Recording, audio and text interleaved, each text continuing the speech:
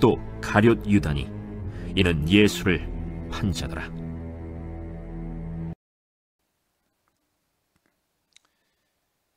일본의 경영의 신이라고 말하는 사람이 있습니다. 마케시타 고노케라는 사람입니다. 그 사람 여러분들이 어떤 사람이냐, 파나소닉의 그 사업장을 이끌었던 사람이죠. 큰 회사죠. 그가 죽은 지 30년이 지났는데도 지금도 일본에서는 그가 경영의 신으로 계속 군림하고 있습니다. 2022년도에도 그들의 특집을 보게 되면 뛰어난 기업가 가운데 1위가 누구냐? 마키시타 고노케라는 얘기를 합니다. 그 사람을 이제 이야기하는 그 저서를 보게 되면 그 목차에 이런 내용들이 있습니다. 사람을 쓰다, 사람을 움직이다, 사람을 키우다, 사람을 살리다, 사람이 무엇인가? 그의 사업을 이렇게 해야 된다 그게 아니라 사람이 전부, 사람이 전부. 그래서 그는 어느 사람이 이렇게 묻습니다. 어떤 사람이 내가 다니는 회사가 무엇이냐고 물으면 거기 다니고 있는 모든 회사들은 이렇게 말하도록 이렇게 시간이 지나면 이렇게 말이 바뀐다는 거예요. 어떻게 바뀌느냐면 우리의 사업은 우리 회사는 사람을 만드는 곳이다. 사람을 만드는 곳이다. 어떤 사업에서 이익을 창출하는 걸 말하는 것이 아니라 사람을 만드는 곳이다. 그렇게 말하면서 또 사람을 만들기도 하지만 상품을 만든다. 이렇게 말합니다. 그런데 이것이 하나의 구호가 아니라 그들의 기업의 실제, 어떻게 본다면 그들의 사업의 실제 정신입니다. 그러니까 그런 어떤 사업의 마인드를 가지고 일본의 경영의 신으로 우리들에게 알려지고 있다 그 말이에요. 제가 여러분들 예수님의 제자에 대해서 여러 번 지금 말씀드리고 있어요. 그 예수님의 제자들 가운데 제가 첫 번째 말씀드렸던 주제는 그 성질이 그렇게 벼락 같은 사람, 보아너게 같은 야고보 요한이 바뀌어서 이제 요한은 사랑의 사도가 되었다. 사랑이 바뀌었다는 거잖아요. 변화되었다. 이걸 우리들에게 성경은 말하고 있어요. 그 일을 우리들에게 알려주고 있는 건 뭐냐면 내가 지금 어떤 처지에 놓였든지 간에 정말 예수 안에 거하게 되면 내가 바뀐다는 겁니다. 내가 변화된다는 겁니다. 또 여러분들에게 우리가 지난주에 안드레에 대한 말씀을 들으면서 이 안드레라는 사람은 이런 사람이라는 겁니다. 자기를 드러내놓지 않고 살았던 사람이에요. 자기가 전도했던 자기 형 베드로는 그 12 제자 가운데 수제자로서 그냥 똥똥거리고 지나는데 정말 안드레는 정말 그의 존재 가치도 없을 정도로 살았던 사람. 그것도 위대한 어떤 삶의 모습이고 우리 주님이 우리들에게 원하는 어떤 인격의 모습이라 그 말입니다. 근데 오늘 제가 말씀드리고자 하는 사람은 가룟 유다입니다. 가룟 유다 그러면 악명 높은 사람이죠. 그 사람은 성장이 멈춘 사람입니다. 예수께 돌아와서 예수님이 제자가 되어서 움직일 때 이제 그가 성장했으면 이런 악한 일을 하지 않았겠죠. 그런데 그는 성장하지 못한 사람이었기 때문에 이제 예수님을 팔아넘기는 자가 되었다고 볼 수 있는 겁니다. 성장이 멈춰서 미숙한 사람이라고 볼 수 있습니다. 성장이 멈춰서 미숙한 자가 되었기 때문에 사단의 지배받는 사람이었다 그 말이에요. 그의 생각에 예수에 팔려는 생각을 넣었을 때 빨리 떨쳐버릴 수 있어야 되는데 떨치지 못하고 그걸 진행했던 사람. 이 사람이 누구냐? 가룟 유다라 그 말입니다. 근데 오늘 이런 질문 한번 던져보십시다. 왜 가룟 유다가 성장이 멈췄을까? 그가 배반의 이유가 무엇일까 하는 그런 질문입니다. 그것은 이렇게 한번 설명해 보고자 합니다. 가룟 유다는요, 자기가 낮게 설정한 자기의 가치가 있어요. 아주 가장 낮게 설치한 이 낮은 단계에 집착해서 더 이상 움직이지 않았던 겁니다. 왜 낮은 단계라고 말씀드리느냐? 이 가룟 유다는 열심당원이었다는 겁니다.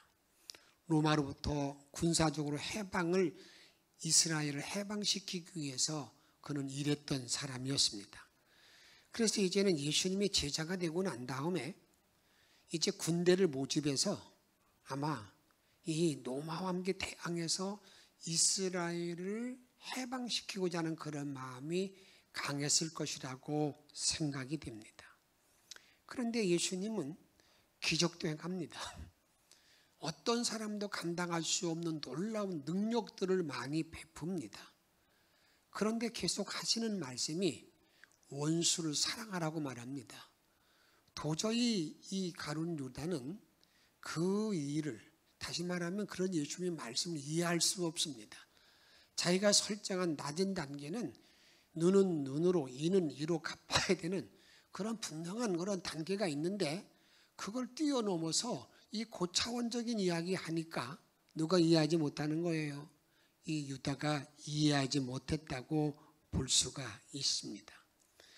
이제 점점 예수님과 함께 따라다니면서 오병이어의 기적을 행할 때에 정말 수많은 사람이 찾아와서 당신이 왕이 되시오. 왕이 돼요. 왕이라고 얘기하는데 여러분 그때쯤 되면 그냥 모른 척하고 받아들이면 되잖아요. 그런데 예수님은 도망갑니다. 피신합니다. 어디 피신해서 뭐 하는 거예요? 기도하러 갔던 예수님을 보게 된다 그 말입니다. 자기 생각에 예수님을 끼워 넣는 낮은 단계의 어떤 자기 생각, 이 자기 생각에 이렇게 돼야 된다고 해서 예수님을 이용하려는 그런 마음이 있었던 이 가룟 유다라고 볼 수가 있다 그 말입니다. 그런 것을 볼 때 우리는 시야가 좁은 사람이라고 말합니다. 이러한 인간을 향해서 우리 하나님은 일찍이 이렇게 말씀해 주셨습니다. 우리 인간이 하나님과의 모든 관계 속에서 내가 아무리 지식이 높다 하더라도 내가 도저히 그 하나님의 마음을 다 헤아릴 수가 없다 그 말입니다. 이것을 이사야 55장 8절 말씀 같이 읽도록 하겠습니다. 이는 내 생각이 너희 생각과 다르며 내 길은 너희 길과 다름이니라. 여호와의 말씀이니라. 아멘. 여러분, 하나님의 생각과 내 생각이 다르다는 이 뻔한 사실만 하나 가지고 있어도 내가 이 세상 사는 동안에 좀 편합니다. 그런데 우리는 그렇지 않습니다. 내 생각이 더 옳고 내 생각이 바르기 때문에 거기에 하나님이 나를 도와주셔야 된다는 거예요. 이것이 딱 고착이 되게 되면 더 이상 성장이 멈출 수밖에 없는 그런 자리에 나간다 그 말입니다. 그래서 이사야 55장 9절에 보게 되면 이는 하늘이 땅보다 높은 같이 내 길은 너희 길보다 높으며 내 생각은 너희 생각보다 뭐라겠어요? 높음이니라. 정말 이 사실을 믿으십니까? 정말 받아들이십니까? 이 일이 정확하게 정리가 되어야 돼요. 내가 아무리 날고 기고 뛰어봤자 어떻습니까? 벼룩이라는 말이 있는데 하나님 생각에 미치지 못하는 거예요. 근데 우리는 하나님의 생각이, 하나님의 일이 나를 도와줘야 되기 때문에 거기서 혼돈을 많이 일으키는데 이 유다가 그런 사람이라 그 말이에요. 또 유다는요, 자기 약점 관리에 실패했습니다. 약점 관리. 유다는 성경이 뭐라고 말하느냐? 유다는 탐심이 많은 사람이라고 말합니다. 그 탐심이 많은 것을 그는 도적이라고 말하고 있습니다. 요한복음 12장 5절 말씀 읽습니다. 이 향유를 어찌하여 300데나리온에 팔아?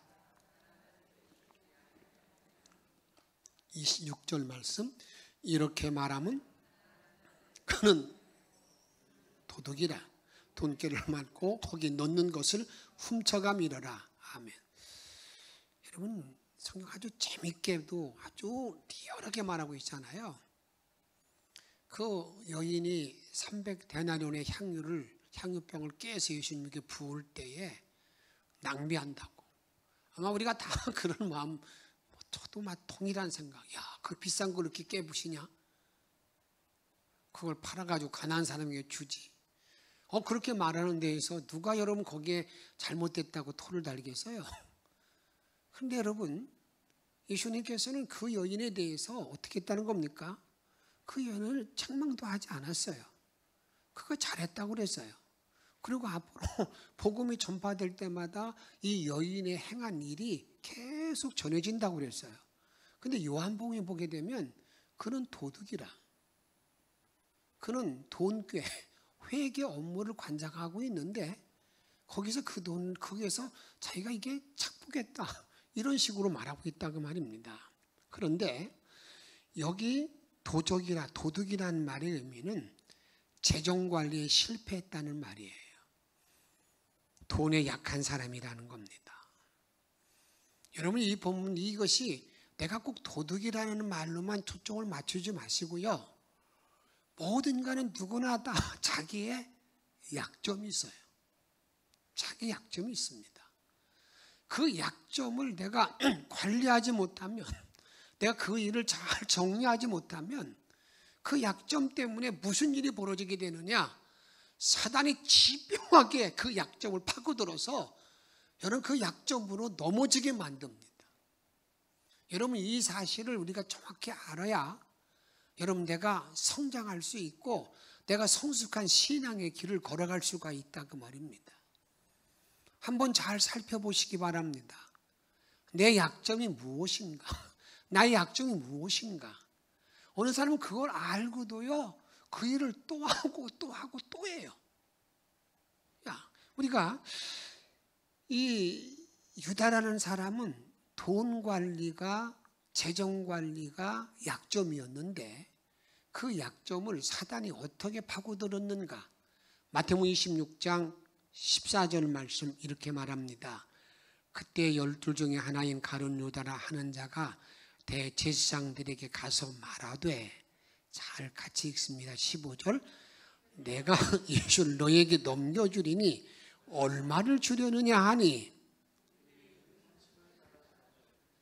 여러분 내가 예수를 넘겨줄 터인데 말이야, 나 돈 얼마 줄래? 흥정하잖아요. 그것은 여러분 다른 데 있지 않아요. 그가 그런 약점 관리를 잘했으면 절대 이런 일이 벌어지지 않습니다. 여러분 저와 여러분도 마찬가지입니다. 나와 여러분들이 나에게 주어져 있는 그 약점을 잘 관리하지 못하면, 그걸 끊지 못하면 결국 그 일 때문에 내가 망한다는 것을 알아야 됩니다. 약점을 방치하면 결국 넘어지게 되어 있습니다. 베드로, 그가 예수님의 수제자이지만 그는 허풍쟁이입니다. 그렇죠? 참한. 다른 사람들은 다 버릴지라도 나는 절대 안 버립니다. 그리고 나는 그 바로 이어서 뭐합니까? 예수님을 부인하는데 3번 부인할 때 마지막에는 저주까지 하잖아요. 베드로도 자기 약점이 허풍인데 허풍을 좀 줄여놨으면 그런 실수하지 않습니다. 유명한 삼손이라는 사사가 있습니다. 이 삼손이라는 사람이 이제는 그가 어떻습니까? 하나님께 큰 능력과 은혜를 입은 사람이잖아요. 근데 그는 사사가 되어서 움직일 때부터 여자와 여자 관계로 문제가 생겨요. 성경 읽을 때마다 아니 도대체 한 번 실수했으면 됐지 이런 일 어떻게 계속하냐? 그런 생각이 든다고요. 그 마지막에 보게 되면 들릴라라는 여자에게 이제 매여가지고요. 그가 이제는 자기 비밀을 다 드러낸 놈으로 말미암아서 머리가 깎이고 어떤 일이 벌어지게 돼요? 양눈이 다 뽑히는 정말 비참한 자리에 들어가잖아요.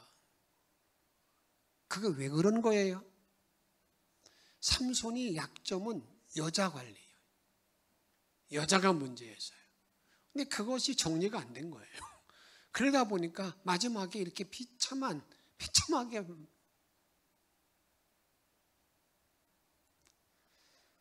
나에게 약점이 어떤 약점일까? 저는 목사이기 때문에 저도 약점이 참 많습니다. 그 중에도 제가 설교할 때는요, 이런 설교를 잘합니다. 남의 비평을 잘 달게 받으라고. 그게 참 성숙한 신앙이라고. 그런 길을 갈아야 된다고. 그런데 그 설교할 때 그 마음을 그대로 지켜서 나를 살리면 얼마나 유익이 되겠어요. 근데 그게 잘 안 됩니다. 여러분, 이와 같이 누구나 다 자기 약점이 있는데 여러분 약점 관리를 잘하지 못하면 여러분 결국 그것 때문에 내가 망할 수밖에 없다 그 말이에요. 다음에 이 유다라는 사람이 성장이 멈춘 이유는요, 다른 데 있지 않습니다. 그는 예수님을 3년 동안 따라다녔어요. 그런데도 불구하고 예수님의 영향력 아래 놓이지 않았습니다.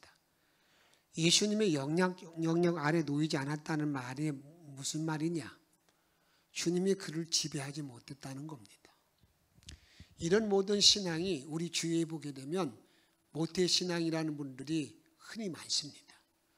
내가 이 교회 생활은 그래도 잘 따라서 합니다. 근데 주님이 다스리는 그런 자리, 주님이 그를 지배하는 자리에서는 떠나 있는 것을 많이 보게 됩니다. 우리가 정말 내가 주님의 제자가 되었다는 말의 의미는 정말 모든 면에 주님이 나를 다스리는 주님의 영향력 아래 놓이는 자가 되어야 된다 그 말입니다. 김기현 목사의 책 가운데 가룟 유다의 딜레마라는 그러한 책이 있습니다.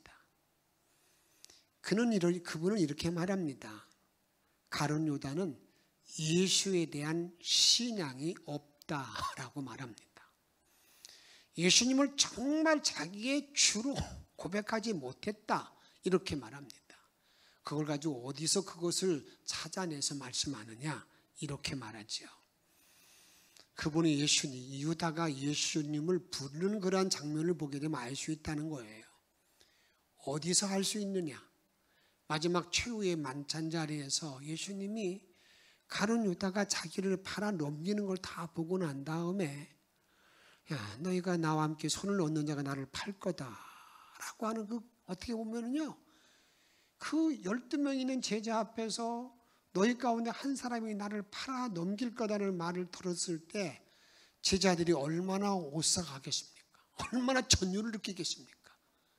여러분, 그럴 때 다른 모든 제자들이 주여 내니까 주여 내니까 이렇게 울어요. 그런데 가룟 유다는요, 주라고 말씀하지 않습니다. 뭐라고 말하느냐? 마태복음 26장 25절 상반절에 보게 되면 예수를 파는 유다가 대답하여 이르되 랍비여 나는 아니죠. 지금 예수를 뭐라고 부르고 있어요? 랍비, 선생으로 부르고 있는데 또 49절에 가서도 또 마찬가지입니다. 거기도 랍비입니다. 랍비. 그런데 빌립보서 2장 9절 이하에 보게 되면 정말 내가 예수를 주라고 고백할 때, 그 주라고 내가 바로 고백할 때 주님의 주재권 아래 내가 놓이는 거예요. 우주 만물을 지배하는 그 주님의 지배권 아래 내가 놓이게 되는데, 랍비라는 말, 랍비요 선생이라고 부를 때에는 그게 아니라는 겁니다. 그게 아니라는 것이죠. 여러분, 이 유다는 주라고 부르지 못했어요. 랍비라고 불러서 선생으로 불렀다 그 말입니다. 지금 우리가 예수를 믿을 때에도 마찬가지입니다. 예수를 믿는 많은 분들 가운데 보게 되면 그리스도를 주라고 부르면서 나의 주라고 부르는 분들이 있지만 또 그렇지 못한 분도 있습니다. 예수 그리스도를 선생으로 모시는 분이 있습니다. 그 선생으로 모시는 분들이 기도할 때 보게 되면 예수님을 당신은 위대하신 분, 당신 그럽니다. 물론 당신이 높은 자를 상징하는 말이 되기 때문에 문자적으로는 여러분 크게 문제가 되지 않는다고 보지만, 그러나 속그 중심에 보게 되면 그분은 정말 예수가 나의 구주인가, 예수가 나의 정말 구세주인가, 그런 고백에 대해서 바르지 못한 분들이 주로 그렇게 부릅니다. 정말 예수가 나의 주라고 부르지 못한 이 유다가 여러분들이 그런 일로 말미암아서 유다가 성장하지 못한 그런 길에 들었다고 볼 수 있다 그 말입니다. 이제 유다가 왜 성장하지 못했을까 하는 이유를 몇 가지 찾아보았어요. 그런데 문제는 여기 이제는 그렇다고 그런다면 우리가 이 유다는 성장하지 못함으로 말미암아서 사단에 미혹당하는 자가 되었는데, 사단에 미혹당하는 자가 되어져서 이제 모든 자들에게 악명 높은 그런 사람, 제자가 되었는데, 여러분 저와 여러분들은 어떻게 하면 미혹당하지 않겠는가? 다른 말로 말씀드린다면 어떻게 하면 내가 배신하지 않을까 하는 이유를 찾아야 된다 그 말입니다. 그것이 저와 여러분들이 오늘 이 시간에 한번 찾아봐야 될 내용입니다. 그 중에 하나는 뭐냐? 이건 한번 따라 합시다. 회개이다. 회개이다. 가룟 유다가 망한 것은요, 엄청난 죄가 있어서 망했다고 보지 않습니다. 여러분, 유다가 예수를 팔았다, 돈을 받았다, 그 일이나 베드로가 예수를 그 저주까지 하면서 했던 맹세했던 그것이나, 여러분 뭐 얼마나 어떤 죄가 큰 겁니까? 돈 받고 파는 게 더 큰 거예요? 저는 그렇게 보지 않습니다. 단지 유다는요, 예수님의 영향력 아래 놓이지 않고 끝까지 자기 생각대로 갔기 때문입니다. 베드로와 유다를 비교해 본다면, 베드로는요, 자기가 3번 부인하고 닭이 우는 것을 보고 난 다음에 밖에 가서 통곡하며 울었다고 말하고 있어요. 그 통곡하며 울었다는 말의 의미가 뭐예요? 철저하게 자기 자신을 회개했다라는 그런 말입니다. 이 베드로는 하나님 앞에, 예수님 앞에 철저하게 회개하는 거죠. 그런데 유다는요, 자기 예수님을 돈 받고 팔아 넘기고 나서 보니까 잘못됨을 알아서, 이거 내가 잘못했구나. 바로 그래서 대제사장을 찾아가서, 돈을 받고 이제 이거 계약 파기하자. 그러니까 그들이 그건 네 일이야. 그러면서 받아들이지 않잖아요. 그래서 돈을 성전에 집어 던지고 와서 그가 한 일이 뭐예요? 죽음의 길, 자살의 길을 걷잖아요. 자살의 길. 근데 우리가 이런 생각도 해볼 수가 있습니다. 진정한 회개를 가져오기에 유다는 어려운 상황입니다. 왜냐하면 예수의 영이 그 안에 없기 때문에 그렇습니다. 주님의 영향력이 놓여있지 않기 때문에 그가 잘못했을 때에 회개하도록 하는 영의 인도하심이 없는 거예요. 그런데 베드로는 그렇게 허풍을 떨고 그런 자리에 놓여있다 하더라도 그 안에는 주라고 부르는 예수의 영이 그를 지배하고 있어서 그로 하여금 뭐 한 겁니까? 자기의 죄를 회개하지 않고는 견디지 못하는 자가 되었다고도 볼 수 있습니다. 저는 여러분에게 부탁드립니다. 남은 모든 날 살아가는 날 동안에 정말 내가 잘못했을 때 그 잘못에 대해서 내가 못된 생각을 가지고 있을 때에 그걸 지적해 주는 성령의 역사가 있을 때에 즉각적으로 회개하고 여러분 그것을 주께 고백하는 지혜로운 종들이 정말 성령이 움직이는 성도들이 다 되시기를 주의 이름으로 축복합니다. 사도행전 2장 37절 이하에 보게 되면 이런 말씀이 나옵니다. 12 제자가 이제 성령이 충만해서 복음을 전합니다. 그중에 베드로를 중심으로 해서 이런 말을 합니다. 너희가 죽인 예수가 다시 살아나서 부활하여 우리에게 구주가 되었다. 그렇게 막 선포해요. 그 듣는 모든 그 모인 무리들이요 다 마음에 찐물 받아 이렇게 말합니다. 그러면 우리가 어찌하면 좋겠고 우리가 어찌할꼬 그때 베드로가 한 말이 무슨 말입니까? 그때 한 첫 번째 말이 회개하라. 그리하여서 성령과 죄사함을 받고 세례를 받아라 이거예요. 회개하라. 회개가 무엇입니까? 회개는요 하나님과 관계를 맺는 첫 관문입니다. 이 하나님 관계 맺는 첫 관문이 회개인데 회개를 하지 아니하고 주님과 관계를 갖는다? 이건 거짓말이죠. 될 수가 없는 거죠. 내가 회개하지 않고 죄사함 받는다? 있을 수 없는 일이죠. 근데 우리는 자꾸 우리가 생각대로 이건 뭐 인간이 뭐 할 수 있는 일이니까 전부 다 내 생각에 맞추어서 여러분 하나님의 말씀, 하나님의 뜻을 내가 거역하는 자리에 들어갈 때가 많이 있다고 말입니다. 전갈과 개구리의 우화에 이런 내용이 나옵니다. 도랑에 물이 넘칩니다. 개구리는 아무리 물이 많아도 도랑을 건너가는 데 전혀 지장이 없습니다. 전갈은 건널 수가 없습니다. 전갈이 꾀를 내서 이렇게 말합니다. 야 개구리야, 너의 등에다가 내가 올라타면 이 도랑을 잘 건널 수가 있지 않겠느냐.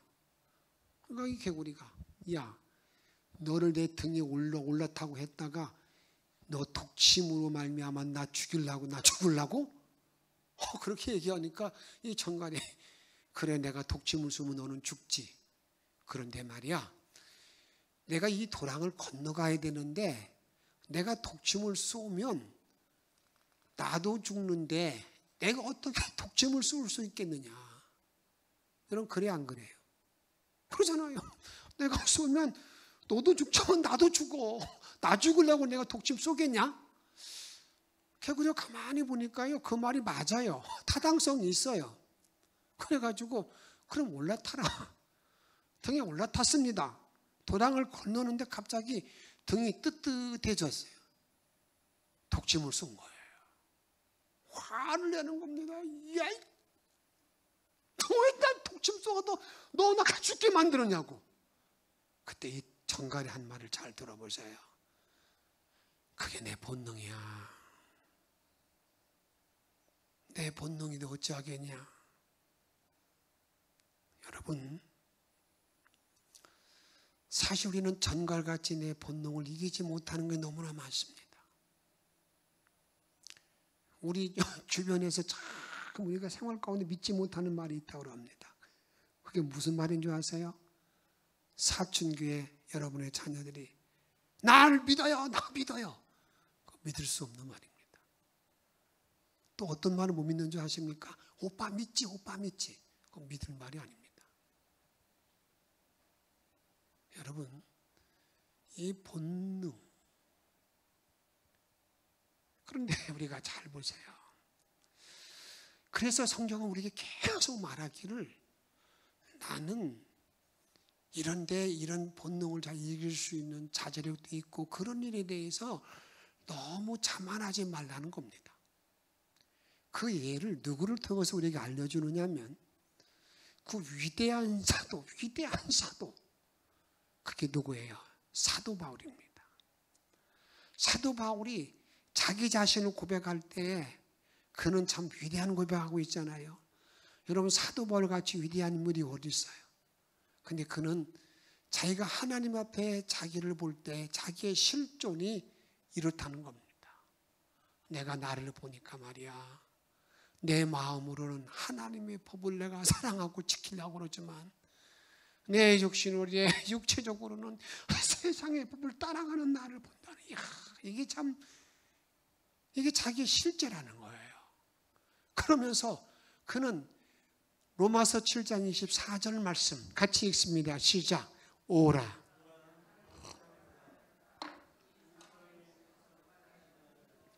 이 사망의 문에서, 몸에서 누가 나를 건져내랴? 내가 사망의 몸이어서 죽을 존재, 도저히 이게 대책이 없는 존재라는 거예요. 그럴 때 그는 성령으로 인해서가, 그래서 법으로 이가 승리한다고 그 다음에 말하고 있지만, 우리의 실제를 말할 때, 이 사망의 문에서 누가 나를 건져내랴? 다음으로요, 내가 배신하지 않는 그 이유가 어디 그렇게 그 길이 무엇일까? 그것은요, 주님의 영향력 아래에 놓여야 합니다. 성장이 없으면 죽은 것입니다. 아무리 애를 써도 성장이 멈춘 자식을 보게 되면 정말 안타깝지 않습니까? 이런 자는 우리 주님을 괴롭게 하는 어린아이의 신앙입니다. 내가 나이는 먹었지만 내가 성장을 가져오지 못하는 사람을 보게 되면 자기가 무슨 말을 해도, 자기가 목사직을 몇 년을 했다 하더라도 그건 여러분 어린아이. 그래서 성경 우리들에게 가룟 유다 같은 그러한 신앙의 자세는 어린아이 같은 신앙인데, 이렇게 우리에게 말합니다. 에베소 4장 14절 말씀.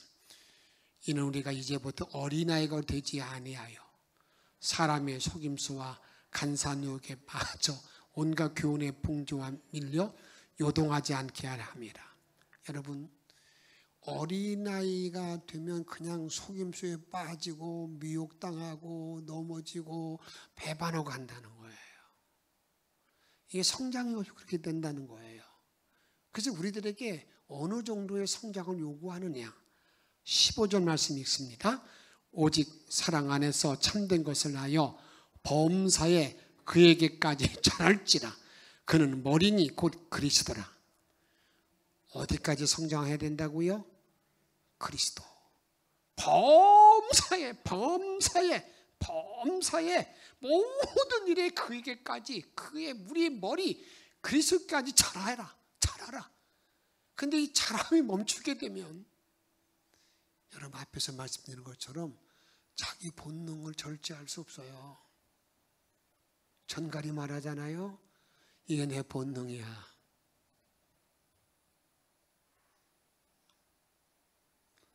성장이 멈춘 사람의 고백이 뭔지 아십니까? 그 사람은 감격을 잃어버리는 사람입니다. 내가 나를 돌이켜볼 때에 이런 감격하는 마음이 없으면 이제 내가 성장이 멈췄다고 내가 진단해도 틀린 말은 아닙니다. 이 시간 질문을 해봅니다. 나는 성장하고 있는가? 정말 내가 주님을 향한 감탄과 경이로움이 나에게 있습니까? 주님의 은혜에 대한 감격이 나를 움직이고 있습니까? 내가 분석은 잘하는데, 판단은 잘하는데, 여러분 내 삶 속에 감탄이 없으면, 감격이 없으면 성장이 멈춘 사람입니다. 오늘 주님은 나에게 묻습니다. 너는 지금 성장하고 있는가? 너는 잘하고 있는가? 여러분 성장하지 못하면 누구의 길을 걸어가는 거예요? 유다의 길을 걷는 거예요. 그런 자를 주님은 이 시간에 부릅니다. 어서 돌아오라고, 어서 돌아오라고 찬양 부르시고 기도하겠습니다.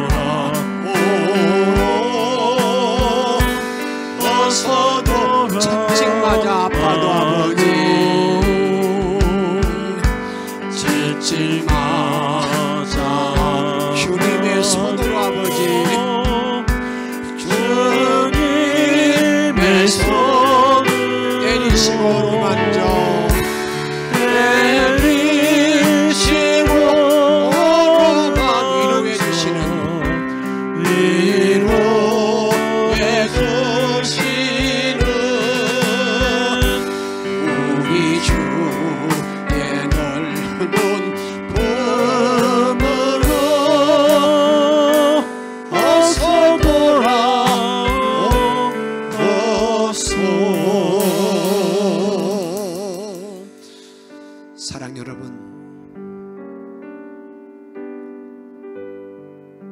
우리는 주님 앞에 성장을 가져오지 못하면 내가 사단의 이용을 당합니다. 내가 성장하지 못하는 이유를 찾으십시다. 그리고 회개하고 주님께 돌아오십시다. 채찍 맞아 아파도 주님의 손으로 때리시고 어루만져 위로해 주시는 우리 주님의 품 안에서 새로운 길을 걸어가십시다. 함께 동성으로 기도하겠습니다. 성령님